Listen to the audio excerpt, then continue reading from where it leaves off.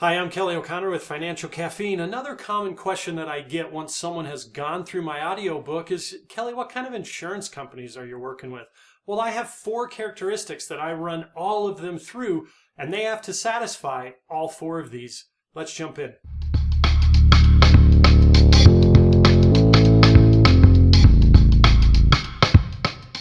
So the first thing I want to bring to your attention is that I am an independent financial professional. I am not captive. As captive, you can only work with that company, do what they tell you to do, push the products they tell you to push. As an independent, I get to shop them all and I get to determine who I want to work with. And as I mentioned, when it comes to the insurance companies, I kind of have, let's say, like a funnel. Oops, that's not a funnel. I want to run these companies through a funnel and see which companies fall out here at the bottom. And I have 4 characteristics that I run them through. Let's go through those. So for any insurance company that comes to me that wants to work with me, I look at these 4 every time. And typically in this order, because this is just how I remember it. I first will only work with a mutual insurance company. Now, what a mutual company is this means that the policy holders are in fact the owners of the company.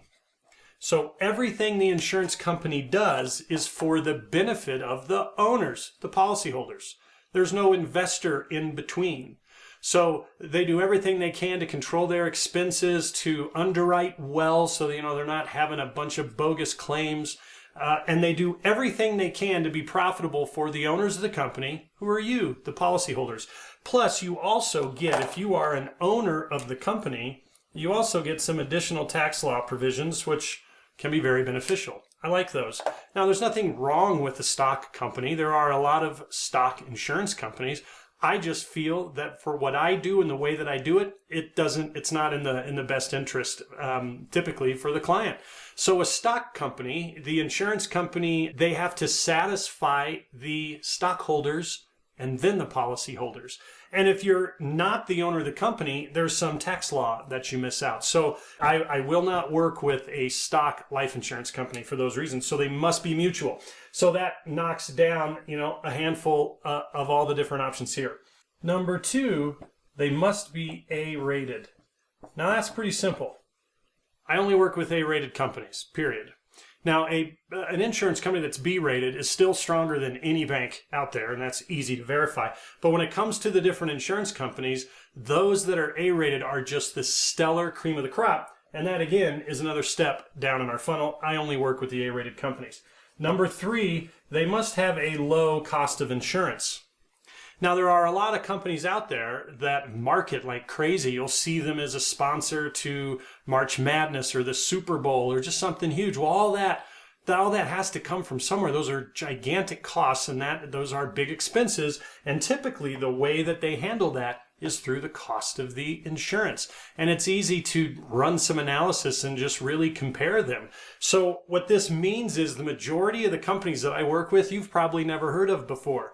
And that's great. They've been around for over 100 years. They've been around forever. They're gigantic. They're strong. But they aren't out there broadcasting themselves on national television because they do everything they can for the owners of their company by controlling their costs. I like that. So they must be mutual. They must be A-rated. And then they must prove through different product analysis to have a low cost of insurance. And number 4, and finally, is something called non-direct recognition. So we have insurance companies that are non-direct and we have insurance companies that are direct. So let's take a look at the difference. So both of these come into play when you go to use your money. So let's pretend this is your life insurance policy and you have cash in it and you go to use it and you put a loan against your policy. Remember, this comes from the insurance company. It's not a depletion of your account. So they put a lien against your policy.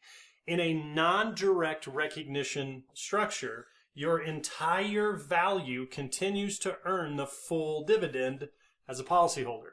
See, this is just a lien against it. In a direct recognition structure, you only get credited the full dividend on the equity, on the amount you have that doesn't have a lien against it, and then you get the guaranteed minimum here. Now, in one transaction, there's very, very little difference, but you do this over a long period of time, and never losing the ability to earn on your money becomes very significant. So if you recall the coming down the mountain, when we begin to distribute money from this thing, we don't ever want to lose the ability to earn on the entire amount, because all that does is that makes this window to where we can actually leverage it and collateralize and use it much longer than if, as we're using it, we're losing the ability to earn. You see, it's a collateral structure. It's an arbitrage play. So these are the 4 characteristics of every insurance company that wants to end up working with me, that comes to me, and I get hit up quite a bit. And then those that I do actually work with. They must be mutual. They must be A-rated.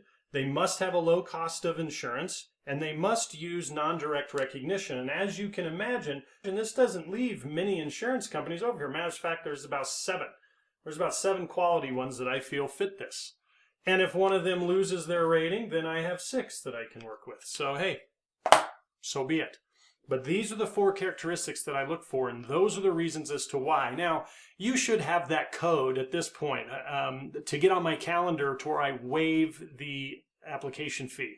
I have that $500 application fee kind of as a buffer, because I do have a lot of people that I get their attention and they just want to get on my calendar, and that's totally fine. I just can't meet with everybody, but I want to honor those people that have committed to going through some of this process. So that's why I have that special code for you, so you can use that once you get on my website and use that link and you go to apply and get on my calendar. Don't forget that special code that I have for you, because it'll waive that application fee. So get in that or get on that. Let's make that happen. I look forward to the opportunity to working with you.